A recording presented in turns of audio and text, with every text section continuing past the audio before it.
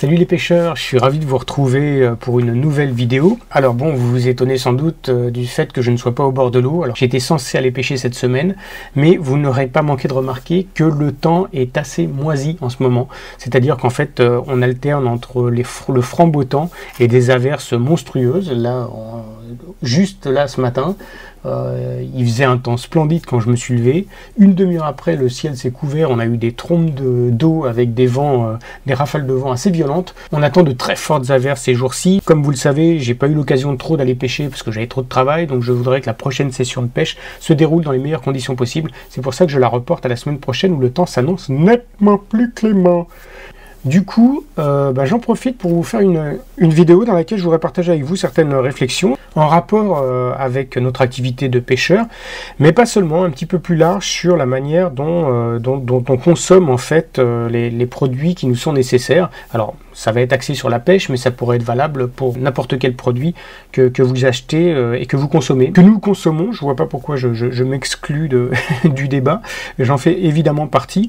Donc voilà, parmi les nombreuses vidéos que j'ai faites, les nombreuses, pas les innombrables, mais je commence à en avoir quand même quelques-unes, à chaque fois, enfin régulièrement, j'ai eu des commentaires de gens qui me disaient que du coup je nuisais au commerce français, voilà, j'allais faire mourir tous les petits vendeurs qui vivaient en commercialisant ces différents produits.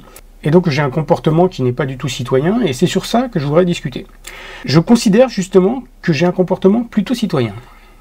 Après, ce sera à vous de juger, mais je m'efforce par exemple d'acheter européen. Et français évidemment en premier lieu, mais européen dans le cas où les objets que je convoite ne sont pas de produits en France. C'est-à-dire que voilà, il n'y a pas d'industrie dans ce domaine particulier. Mais par exemple, ma voiture est française, ma voiture a toujours été française. Ma marque préférée de vêtements, c'est Saint-James, et c'est français. Alors je vous dis tout de suite, je ne m'habille pas qu'en Saint-James, parce que ça coûte quand même un bras, mais voilà, c'est des vêtements qui durent longtemps, qui sont sympas à porter, donc voilà. Et puis, quand je vais faire mes courses, je privilégie le marché, j'achète en circuit court chez un petit maraîcher qui est, ma foi, très sympa.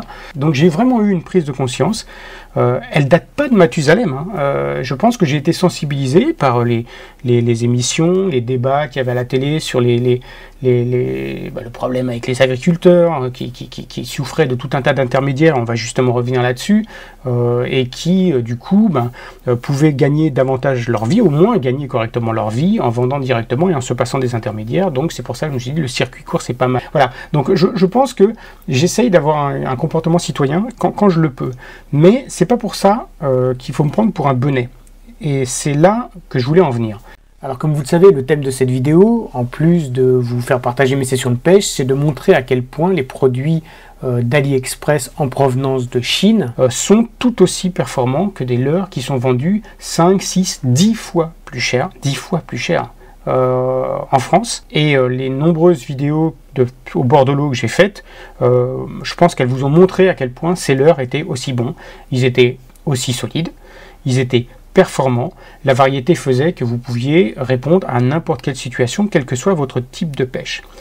Donc j'achète maintenant mes leurres en Chine, chez AliExpress, et sous réserve que la situation ne varie pas, ne change pas, c'est-à-dire que les prix restent aussi raisonnables, qu'on n'ait pas de problème avec l'envoi, etc., je continuerai d'acheter des leurres chez AliExpress.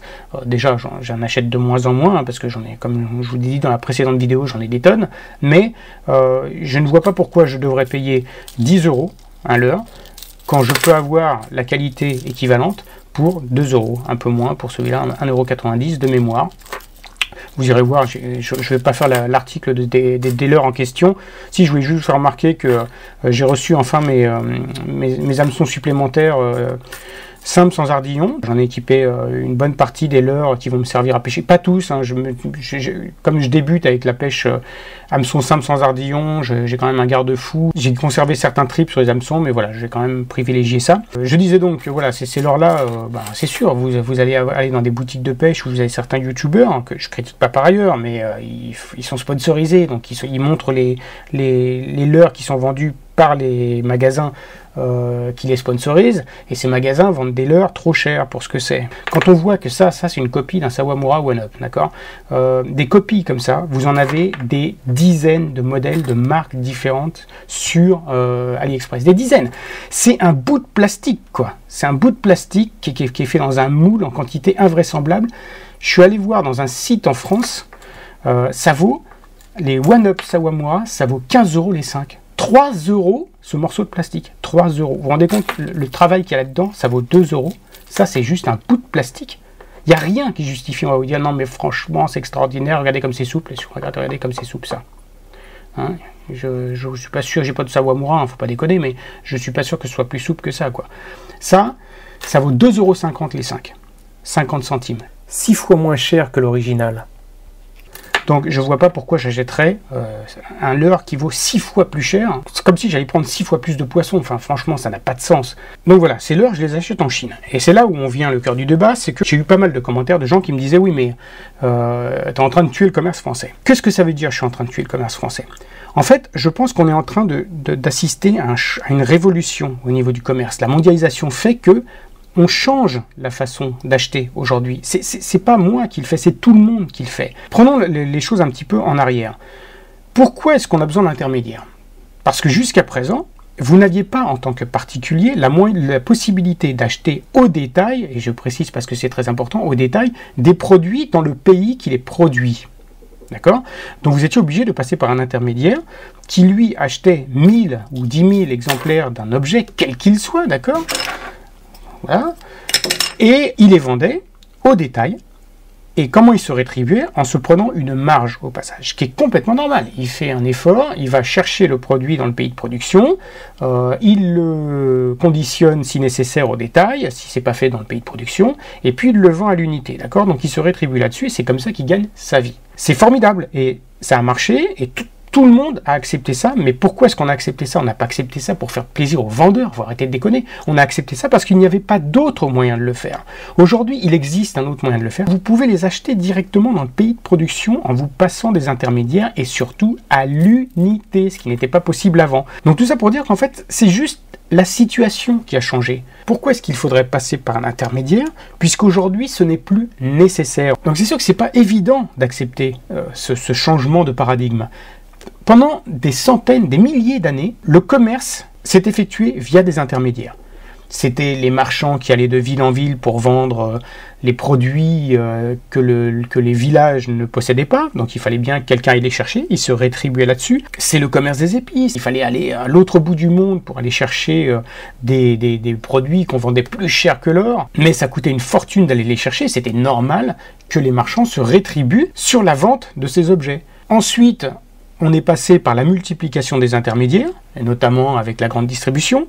Je ne vais pas refaire toute l'histoire, mais on a multiplié les intermédiaires et donc on a multiplié les surcoûts sur le produit original. Aujourd'hui, tout ça, ça a disparu. Ça a disparu d'une façon fracassante et subite. C'est-à-dire qu'il y a eu un avant et un après AliExpress en ce qui concerne ces petits produits. Il reste quand même un domaine, c'est les taxes. Les taxes, elles sont toujours applicables sur ce genre de produits. Alors, comme vous le savez, quand vous commandez un sachet de leurre souple ou de leurre dur ou même un petit moulinet, les chances que vous soyez taxé sur le produit sont infimes dans la mesure où il y a tellement de centaines de milliers de produits qui arrivent chaque jour dans les aéroports français que les douaniers ne peuvent pas traiter l'ensemble des produits. Ça leur prendrait un temps absolument démentiel et du coup, le produit mettrait 3 jours à arriver en France et après il lui faudrait encore 3 semaines le temps qu'il soit traité, ce qui est évidemment pas envisageable. Dans une logique de commerce mondial, on ne peut pas faire ce genre de choses. Donc il est clair qu'il y a des choses à changer, et notamment pour pallier le manque à gagner pour tous les intermédiaires qui évidemment perdent une partie très importante de leurs revenus. Alors on ne va pas aborder ici la notion de revenu universel, mais l'État pourrait profiter de ce nouveau mode de consommation et le taxer au profit des professions qui vont être lésées. Le gouvernement devrait dire, ok, on va laisser tous les produits passer, on s'en fout, on ne met plus de taxes d'importation, puisque c'est à l'attention d'un particulier, donc il ne va pas faire du commerce de gros, d'accord? C'est des produits qui valent peu cher, mais on dit, ok, lui il a commandé un leurre, il l'a payé 1,90 €, on lui met 20% de TVA, on ne cherche même pas à comprendre, bing, 20% de TVA,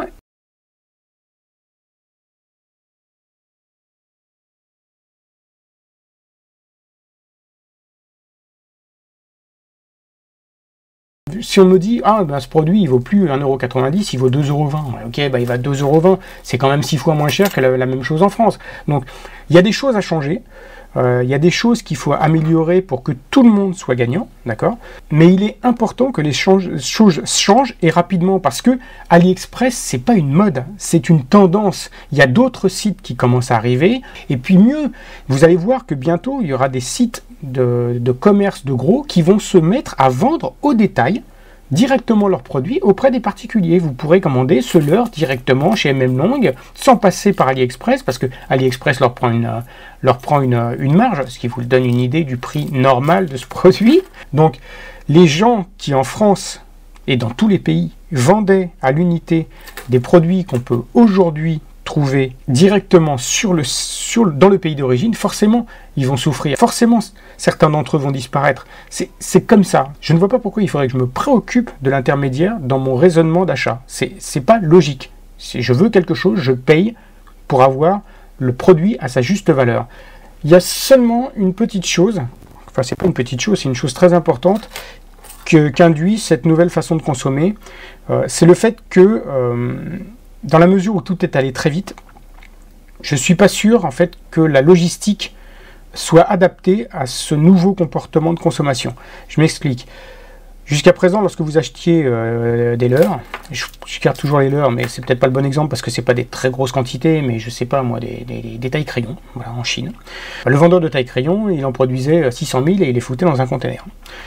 Maintenant, en fait, du fait que les gens achètent individuellement les produits, eh bien, ce n'est plus un énorme container, mais des centaines de milliers, voire de millions de petits paquets qui sont donnés à l'organisme chargé de les transporter. Donc, ça peut être la poste locale, ça peut être un transporteur indépendant, qui lui doit s'arranger pour que ça lui revienne le moins cher possible, donc d'essayer de bourrer les containers avec le maximum de produits. La seule chose, c'est que dans la mesure où ces produits sont vendus individuellement, vous allez pouvoir avoir un leurre qui va côtoyer une raquette de tennis, qui va côtoyer une canne à pêche, qui va côtoyer une manette de jeu, qui va côtoyer une robe. Tout ça, c'est des objets qui ne prennent pas le même volume, qui n'ont pas le même agencement, donc il est probable, enfin il est possible, je ne dis pas qu'il est probable, il est possible, c'est à vous de me le dire, que du coup on perde de la place dans les containers. Et comme on perd de la place dans les containers sont moins pleins, et donc il en faut davantage, et donc c'est pas très très bon pour l'empreinte carbone de la planète, parce qu'évidemment ça suppose de faire plus d'envois. Donc là aussi ça suppose de revoir un petit peu toute la chaîne logistique. Je ne sais pas du tout comment ça va se faire, mais c'est sûr que il va y avoir une latence, dans la mesure où ce type de business s'est développé tellement rapidement que il n'y a pas les infrastructures déjà pour répondre à ce nouveau besoin. Elles ne sont pas adaptées, donc on fait avec ce qu'on a. Et voilà, je pense qu'il doit y avoir des ajustements à faire pour justement réduire un petit peu l'impact sur l'environnement de ces nouveaux modes de consommation. Il y a peut-être une part d'égoïsme dans ce que je vais vous dire, mais c'est pas pour ça que je vais me priver d'acheter un leurre et le payer 6 fois moins cher. N'oublions pas que tous ces leurres, enfin 80% des leurres sont produits de toute façon en Asie. Donc après qu'ils passent par un intermédiaire pour venir ou vous les achetez directement, c'est pas des leurres qui ont été fabriqués chez nous. Alors certains vont dire, et notamment les crafters, qu'en France on sait faire des leurres aussi et qui sont vachement beaux. Et j'en doute absolument pas. D'ailleurs j'en ai vu certains qui sont absolument magnifiques. Sauf que voilà, c'est fait en France. C'est du travail d'artisanat, d'orfèvre devrais-je dire. Et donc du coup ça prend du temps et donc c'est cher. Moi je veux bien acheter français. Comme je vous l'ai dit, je m'efforce d'acheter local et français, mais pas à des prix exorbitants. Ma voiture est française, elle coûte pas tellement plus cher qu'une voiture chinoise ou japonaise. Elle est française, à un prix équivalent, j'ai une qualité équivalente, donc j'achète français. Mon dernier pull Saint-James, il est bien plus cher qu'un pull chinois, mais là j'achète une vraie qualité dont j'ai conscience, je sais que ce pull-là va me durer des années et des années. Donc ce genre de choses, il n'y a pas de souci, je suis prêt à payer, il n'y a pas de problème. En revanche, voilà, moi je ne suis pas suffisamment bon pêcheur, ces leurres-là j'en perds malheureusement. Donc si je perds un leurre à 2 €, bon, je fais un peu la gueule parce que je ne vais plus pouvoir pêcher avec ce leurre et il est quand même vachement bien. Mais je ne vais pas dire j'ai perdu 2 € quoi. Alors que si j'achète un leurre, comme on peut en voir sur certaines chaînes YouTube qui vous présentent les leurres pour l'ouverture à 20-30 balles un leurre. Mais vous perdez le leurre, mais 30 balles. 30 balles, c'est le prix de la canne à pêche démontable que j'ai acheté pour faire de la rando. 30 balles.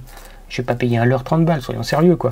J'estime que pour un leurre de pêche, le prix ne doit pas excéder 3 €, voire 4 € si c'est vraiment un leurre hallucinant, quoi. Voilà, donc c'était un vlog, comme on dit, pour vous faire part un petit peu de cette réflexion sur ce changement de paradigme universel. C'est pas ça un paradigme, mais tout le monde dit changement de paradigme, ça fait vachement bien. N'hésitez pas à me dire ce que vous en pensez. Dans le calme et la bonne humeur, je supprimerai sans aucun état d'âme le moindre commentaire ordurier ou insultant. On est ici entre gens civilisés. Et donc voilà, courtoisie et puis échange, débat, soyons français, débattons, voilà, avec toute la passion possible, mais sans débordement. Voilà, écoutez, je vous remercie beaucoup déjà de votre fidélité. Merci pour la dernière vidéo, j'en revenais pas du nombre d'encouragements que vous m'avez apporté. C'est quand même extrêmement gratifiant pour mon petit ego. Et puis donc la prochaine vidéo, j'espère que ce sera une vidéo de pêche, parce que je vais aller à la pêche, mais si vous voyez la vidéo, c'est que j'ai pris du poisson, sinon je ne vais pas quand même vous imposer une vidéo dans laquelle je n'aurais pas pris une seule truite. Voilà, merci beaucoup encore pour votre fidélité, j'espère que pour vous l'ouverture de la pêche s'est bien passée, et on se retrouve dès que possible pour de nouvelles aventures. À bientôt, ciao ciao.